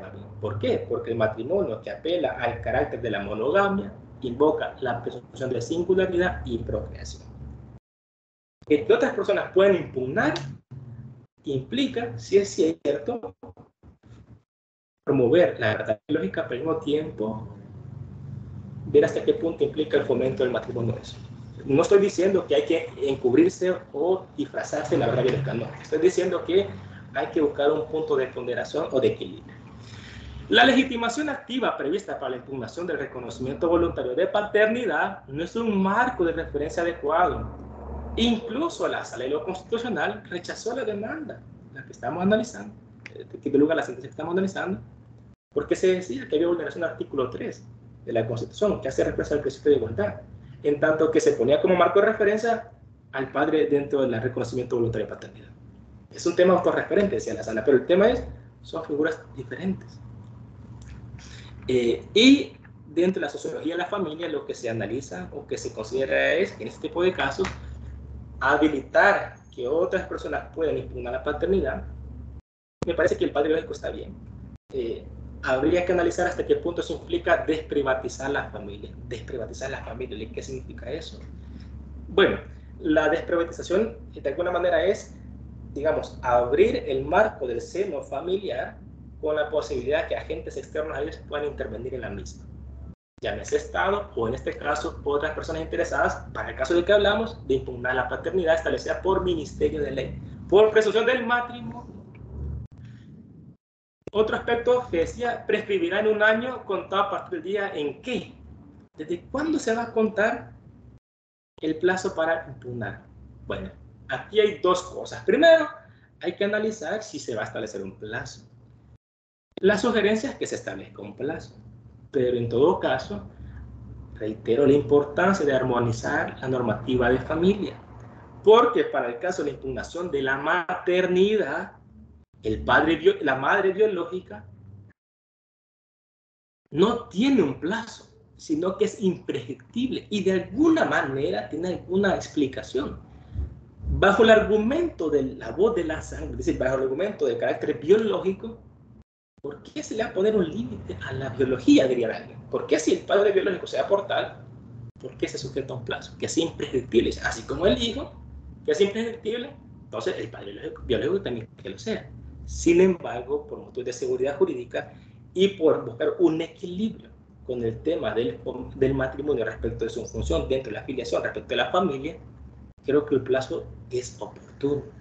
Pero reitero, habrá que analizar y armonizar, reitero, el plazo que tiene la madre biológica o la madre verdadera para impugnar la maternidad, que es imprescriptible, versus al padre biológico que quiere impugnar la paternidad por ley, establecida por ley, que se le quiere sujetar a un plazo. ¿Habrá justificación en ese trato diferenciado o no? Podría ser. Creo que a este punto, la sugerencia, y como verán que terminamos al final de este pequeño webinar, hay que tener una perspectiva multidisciplinaria. Creo que los antropólogos sociales pueden dar un buen planteamiento sobre este asunto, así como los sociólogos. Pero en todo caso, se prescribirá en un año. Aquí quiero hacer énfasis, como bien funcionarios ya lo han hecho saber, el término prescripción creo que no es el preciso, no es el correcto. Tiene que ser un plazo de caducidad. La caducidad de la prescripción se suele distinguir porque una se declara de oficio, otra no, hay que alegarla, una se puede interrumpir y suspender, la otra no, porque o padre de manera objetiva. Bueno, hay una serie de factores. O dicen, mire, el plazo de prescripción son más largos, los de caducidad son más cortos. Sí es cierto, son aspectos distintivos, pero no es el elemento central. La prescripción y caducidad no se distinguen por eso, de fondo. Luego de pues, la experiencia y un par de años realmente considerando esto, mi opinión es que en el tema de la prescripción hay un elemento volutivo, de voluntad, subjetivo del sujeto que puede ejercer el derecho, que está sujeto a un plazo y cuya inactividad lo hace que lo pierda. Ese elemento subjetivo se distingue de la caducidad, que es un elemento objetivo, es decir, es el imperio de la ley, la fuerza de lo normativo, el estatuto de lo social, lo que obliga a un individuo a ejercer un derecho al margen de su voluntad. Por eso había la discusión en algún momento del tema de la prescripción de la acción de enriquecimiento ilícito, si era prescripción o la caducidad. El imperio del texto constitucional y toda la lógica de este tipo de acciones parecía que es de caducidad. De manera similar, en el tema que estamos analizando, creo que lo correcto es un plazo de caducidad. Y ya así se ha regulado. Mire, licenciado, pero ¿por qué para el hijo hablar de imprescriptibilidad? Yo creo más bien que se hace referencia al tema de que no se pierde derecho por el transcurso del tiempo independientemente del tiempo que corresponda. Así como los derechos humanos, imprescriptibles, dicen. Creo que esa es la figura que se aplica, o más bien la lógica. Habrán otras explicaciones, pero insisto, la lógica creo que va por ahí. Pero para el caso de fijar un plazo, creería que tendría que ser el plazo de caducidad. Porque si no, se genera aquello de que si un plazo de prescripción, tiene que alegarlo, aparte de que se defiende. Y el juez no lo va a poder declarar de oficio. Cuando, si es de caducidad, el juez inicialmente dice, mire, usted viene a ejercer una acción que está sujeta a un límite temporal de orden público y por lo tanto esto es improponible. Antes, como le hablaba que eso es un motivo de improcedencia, hoy sería de improponible. Yo en este otro punto retomo la idea de Colombia. Dice, el plazo debe contar desde el momento en que el padre tiene conocimiento del nacimiento, como regla general. Pero, si aún conociendo ese dato, es decir, de cuándo nació el hijo, desconoce una razón objetiva para sospechar de su vinculación biológica con él mismo, creo que el plazo debería comenzar a contarse desde que tiene conocimiento de esa sospecha, digamos, o aproximación de su identidad biológica con el pretendido, con el presunto hijo. Las razones objetivas, digo, no se van a fundamentar solamente en la prueba de ADN. Hay una confesión, una identificación física, algún video, alguna prueba documental o científica. Pero sí creo que por el tema de la verdad biológica y el carácter de la naturaleza del derecho, habría que distinguir estos dos momentos, a mi parecer. El plazo de cuando se tiene conocimiento del nacimiento o el plazo de cuando se desconocía, a pesar de conocer el nacimiento, se desconocía la vinculación biológica. En todo caso, esto es un asunto de probar que realmente no sabía que tenía una vinculación biológica. Es decir, yo sabía que había nacido una persona, pero no sabía que era mío. Es un tema sujeto a prueba. Y bueno, ya les decía, hay que considerar que la acción de impugnación de maternidad por el verdadero padre o madre biológico, de alguna manera, es imprescriptible, no está sujeto a plazo. Ahí está el artículo donde pueden corroborar esto. Luego dice, el juez o jueza competente podrá imponer la reserva del proceso. El juez competente es el juez de familia. No es el juez de lo civil ni de niñez y adolescencia. Digo esto porque de alguna manera se ha preguntado si el tema de los procesos de filiación podrían ser competencias del EPIN, ¿verdad? Se sigue manteniendo que corresponde al ámbito de familia. El juez de familia está facultado a su vez para dirimir las pretensiones de daños morales derivados de este tipo de acciones. Es cierto, en algún momento se ha discutido que a quién le corresponde declarar el daño moral. Dice, miren, tenemos una ley de reparación por daño moral. Ella habla del proceso común, por ejemplo, que le corresponde al juez de la civil y mercantil. ¿A quién le corresponde? Por principio de razón de la materia, le corresponde al juez de familia declarar este tipo de... La declaración, la evaluación y la cuantificación le corresponden al juez de familia. Y cuando dice que el juez puede imponer la reserva del proceso, habrá que entender qué significa el proceso como tal. En todo caso, ya el Código de Familia tiene algunas facultades de reserva, como las que aparecen en el artículo 215 y 3 de la Ley Procesal de Familia, que dice que en la jurisprudencia no se pueden consignar los nombres de las partes que intervienen, y que el juez puede declarar la reserva de algunas audiencias. Es decir, creo que es una medida que puede funcionar, pero habrá que delimitar si el proceso en general o algunos aspectos en particular, dado que ya existen algunos aspectos regulados. Veamos el tema de las cauciones. Me parece que este punto es un poco delicado, porque si la idea es invitar al padre biológico a que pueda impugnar la paternidad con el ánimo de que se establezca la verdadera, ¿hasta qué punto una caución no va a desmotivar o va a implicar un límite al ejercicio de esa acción? Bueno, entenderemos que la idiosincrasia salvadoreña de pronto dice, miren, si a mí me están requiriendo, o sea, si yo voy a hacer algo bueno y me están poniendo un límite, mejor no lo hago. Entonces, habría que analizar si esta caución está justificada y en todo caso, estando justificada, que sea proporcional. Pero eso que no debe ser desproporcional con el fin de no desmotivar el ejercicio de la acción. Tiene que tener un parámetro objetivo y hay otro aspecto a considerar. ¿Esta caución para qué? ¿Para qué esta caución? Si nos preguntamos, mira, la caución es para que nadie anda queriendo impugnar la paternidad antojadizamente y de manera irrazonable solo por un capricho o alguna mala fe, afectando la imagen familiar, afectando la integridad del matrimonio y todo esto. ¿Para qué funciona esta caución? Porque generalmente puede entenderse que podría ser una medida cautelar, pero la medida cautelar busca garantizar los resultados del proceso. Garantizar los resultados del proceso, cuestión que no se estaría viendo en esto si la caución se busca con esa finalidad. ¿O será que la caución se busca para indemnizar? Cuando la caución para indemnizar, pues habría que analizar realmente indemnizar el qué si se ejerce sobre la base de una, digamos, un buen uso del derecho. Ahora, el tema del abuso del derecho, ahí sí creo que el tema de la reparación por daño moral tendría que ser lo pertinente, pero no sé hasta qué punto la caución no restringe o desmotiva el ejercicio de este tipo de acciones.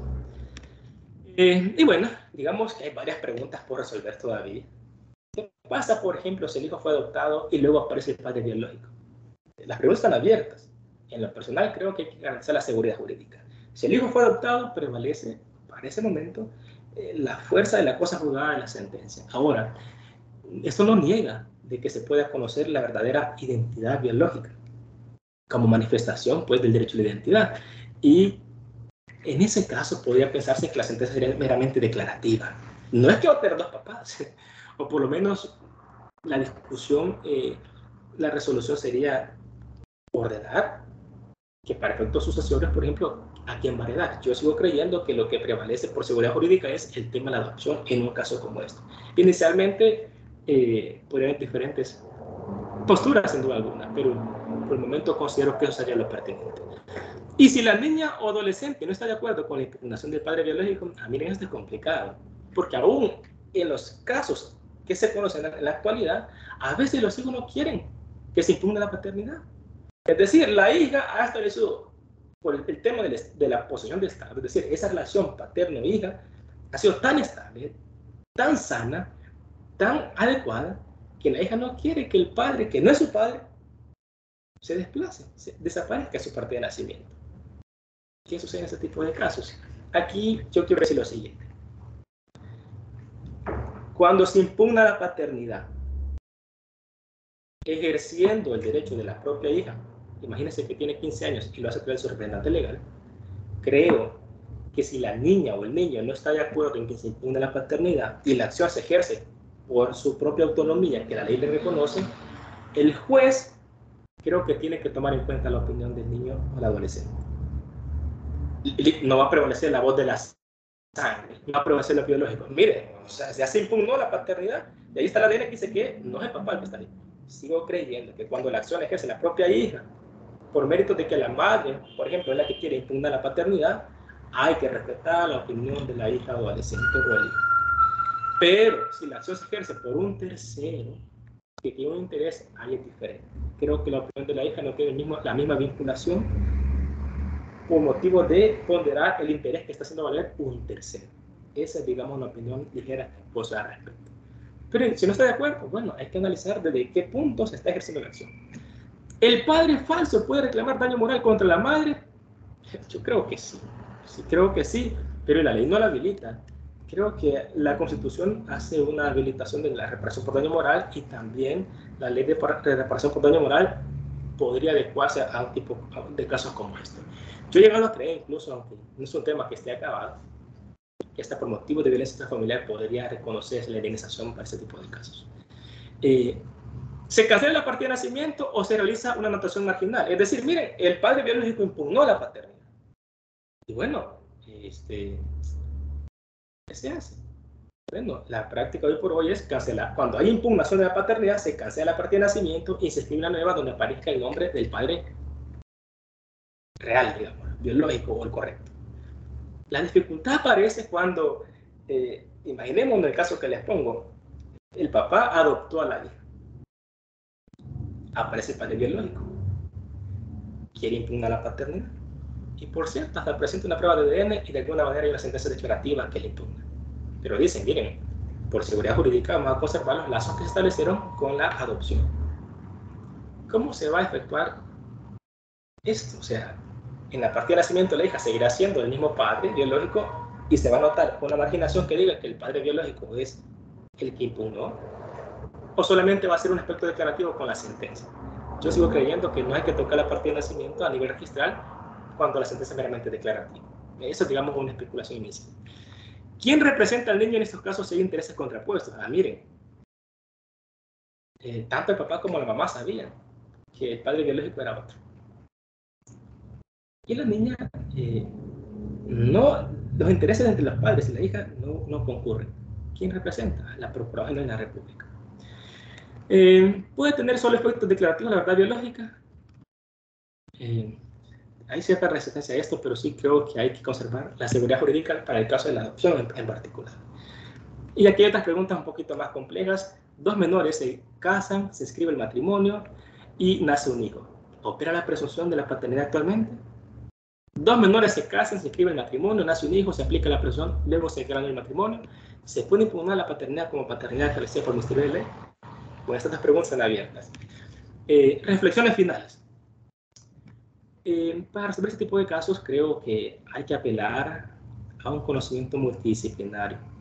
Es parte de la inclusión, y la inclusión es un aspecto espiritual, teórico, mental, académico, antes que material. Hay que incluir el pensamiento multidisciplinario por los diversos niveles de la realidad. Es decir, a veces los abogados queremos resolver problemas jurídicos, queremos resolver problemas sociales, extrajurídicos, con argumentos puramente jurídicos. ¿Está malo? No está malo, pero no es suficiente. En el tema de la afiliación, del tema que estamos hablando, no hay que verlo solo como un tema de identidad, no hay que verlo como un tema de derechos fundamentales o como de la verdad. Es un tema que está asociado a la estructuración de la sociedad. Son las estructuras elementales del parentesco. ¿Y qué tiene que ver esto? Miren, las estructuras elementales del parentesco definen, por ejemplo, con quién se puede casar a alguien y con quién no. ¿Quién define que la familia llega hasta el cuarto grado de consanguinidad? O que en línea recta sí es indefinida. O en cuarto grado de segundo grado de afinidad. ¿Quién dice eso? Una lógica que organiza la sociedad a la que le llamamos estructuras elementales del parentesco. Este tema los antropólogos sociales lo pueden explicar de mejor forma. Sigo creyendo que una regulación como esta requiere la participación multidisciplinaria de diferentes actores que tienen competencia en la materia. Y finalmente es necesario armonizar la normativa, como el tema de los plazos para ejercer las acciones.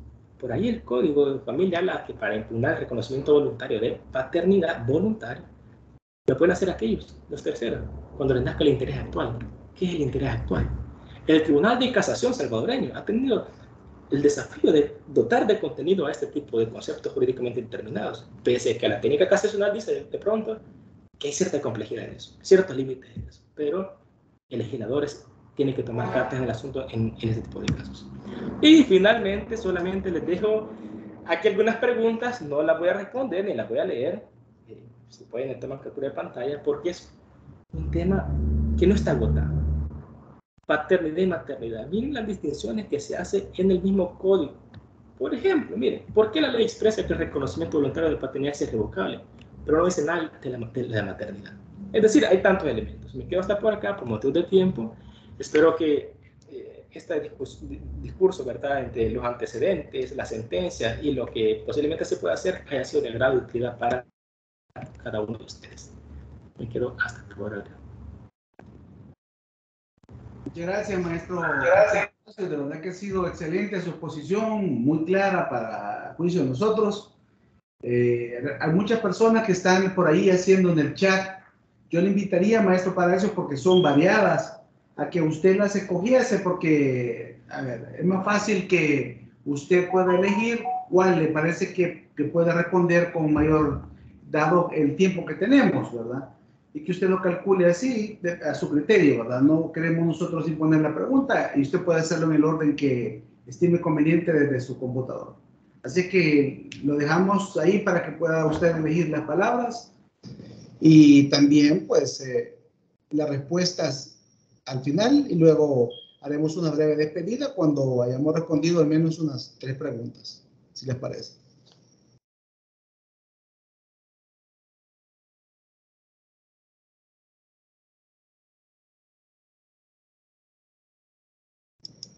Active el audio, por favor, estimado maestro. Su audio no lo tenemos. Sí.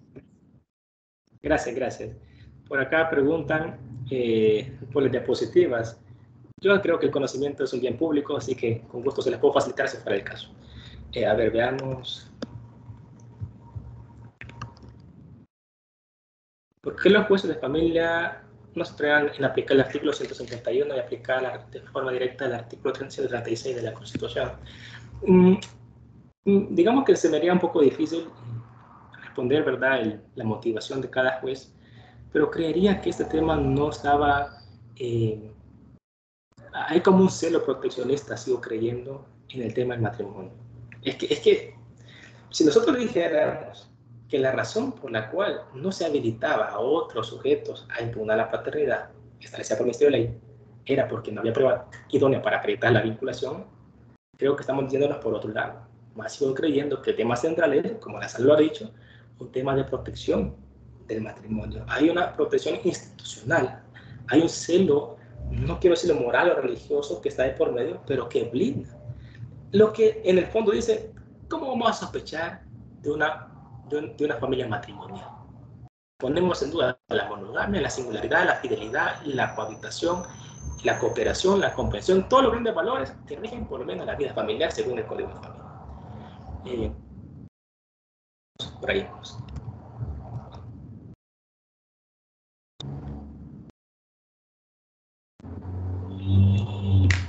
Para que otra pregunta, ¿qué ocurriría? Dice, en los casos donde el cónyuge no sea el padre biológico del hijo, sin embargo se estableció dicha paternidad por el Ministerio de Ley y se han creado lazos de amor fraternales entre el padre y el hijo.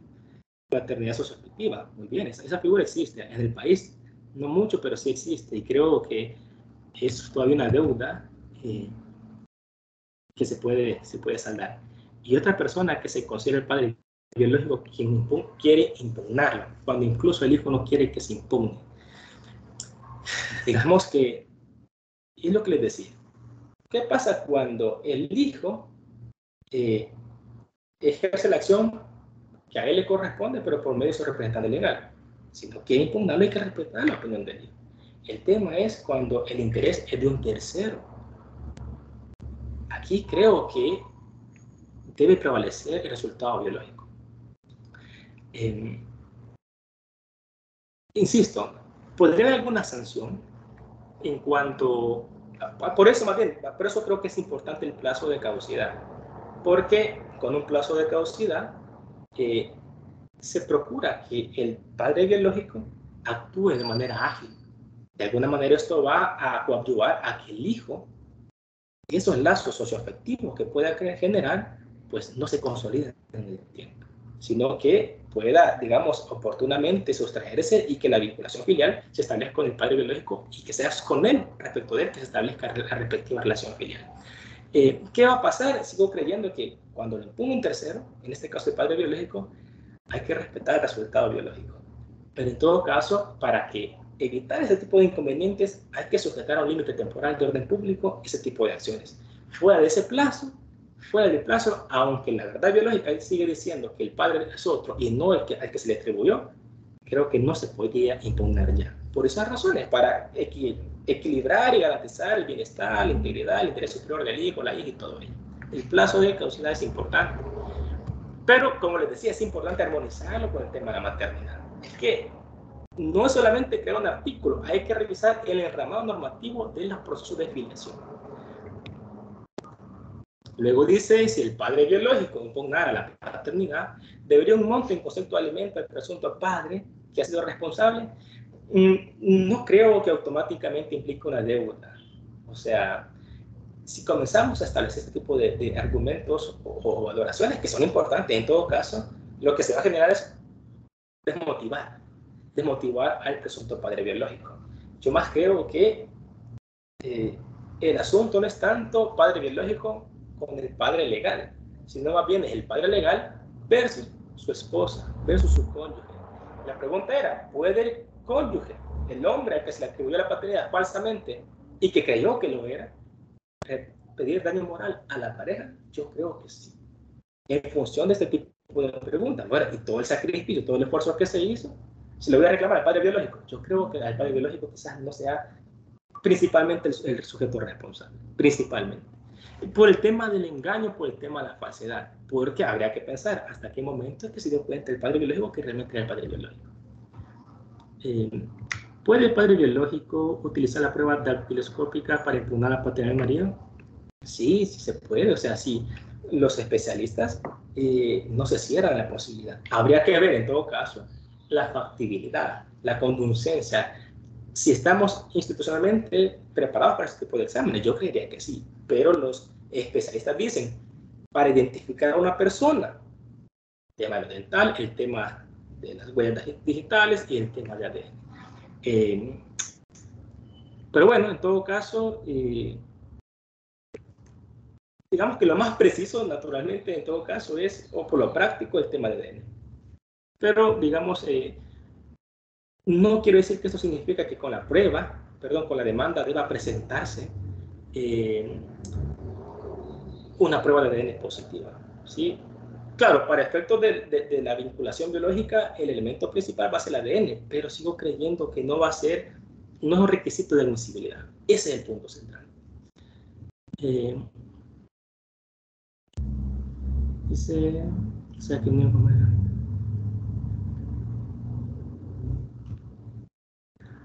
Bueno, aquí son algunos argumentos, está bastante extenso lo que menciona. El matrimonio entre adolescentes está prohibido por ley. Sí, está prohibido. Los adolescentes se pueden casar. Pero la pregunta que les hacía, ¿y qué pasaba si se casaban? ¿Qué pasaba? Es nulo, sí, es nulo. ¿Por qué hago esta pregunta? Porque con el tema de la paternidad hay un celo proteccionista increíble. Al punto, por ejemplo, que si usted en un testamento reconoció a un hijo y el testamento se declara nulo porque las disposiciones son incompatibles o no son legales, el reconocimiento se preserva. De manera similar, si dos adolescentes se han casado y en eso ha sido un hijo, la pregunta es, ¿se puede aplicar la presunción de paternidad? Yo en lo personal creo que no es lo legalmente admisible, pero obviamente se comenta este tipo de preguntas para generar alguna discusión. Dice, el matrimonio infantil está prohibido por ley, ¿sí? ¿Cuál es el interés el mejor interés del niño o niña que le quiten a su padre legal y le ponga a otro extraño? No, creo que como la pregunta incluso la responde, no hay ningún interés a prima facie. Este es un tema probatorio donde el juez con la sana crítica, valorando los principios rectores transversales que rigen su actividad, debe considerar, pues. Entonces, no podemos decir que qué es lo que le conviene, hay que analizar cada caso en particular. Y bueno, aquí otras preguntas. ¿Podría aperturarse el reconocimiento de pluriparentalidad? Dispense, dispense, esta sería la última pregunta, lo anuncio a todo el público para que sepan por la hora. De acuerdo. Discusión. Por favor. De acuerdo. Sí, no tengo mucha claridad de cómo se puede regular esto. Por eso no me atrevería a dar, digamos, una opinión por este momento. Bueno, entonces, dado que se agotó el tiempo, yo nada más les doy gracias por el tiempo y por el interés que han mostrado en el tema. Tengan una feliz tarde. Muchas gracias, maestro Cristian Palacios, por todos sus conocimientos, y por ahí estábamos viendo unos comentarios en el chat que debemos hacer un curso, un taller, una actividad para poder dar continuidad. Pues déjenos decirles que efectivamente este tipo de webinars, este tipo de nuevos temas, nosotros los tomamos como insumos para generar nuevas actividades. Siempre estamos pensando en innovación, y esta ha sido, como usted bien lo ha descrito y lo ha explicado durante todo este tiempo, una de las sentencias más esperadas, digamos, y que tienen que ver con modernidad, con orden social, con una serie de cuestiones que no solamente implican el ámbito jurídico. En tal sentido, y para decirlos concretamente, espérense que muy pronto, y quizás le damos encargo a usted, estimado maestro Cristian Palacios, para que nos haga el honor de empezarse a crear un curso y darlo a la comunidad jurídica, desde luego, porque lo nuevo debe conocerse y debe explicarse bien. No solamente tener por ahí un comentario al azar, sino que hacerlo de forma científica como usted lo ha abordado. Y en tal sentido, nuevamente le reiteramos el agradecimiento por parte de la escuela, del CNJ, del Honorable Pleno y de todo el equipo, obviamente de la Escuela de Capacitación Judicial. Lamentablemente el doctor Ramírez ha tenido ya reunión de pleno, pero me ha encargado enviarles un cordial saludo a todos ustedes, agradecerles por su presencia. Han sido más de 200 personas conectadas todo el tiempo, eso nos indica que ha sido algo excelente. Así que feliz día, muchas bendiciones para todos y todas, y nos vemos muy pronto. No se olviden, y siempre consultar las redes sociales de la escuela, el CNJ, para estar al día. Y muchas gracias nuevamente, maestro Cristian Palacios. Hasta luego. Un gran saludo a todos.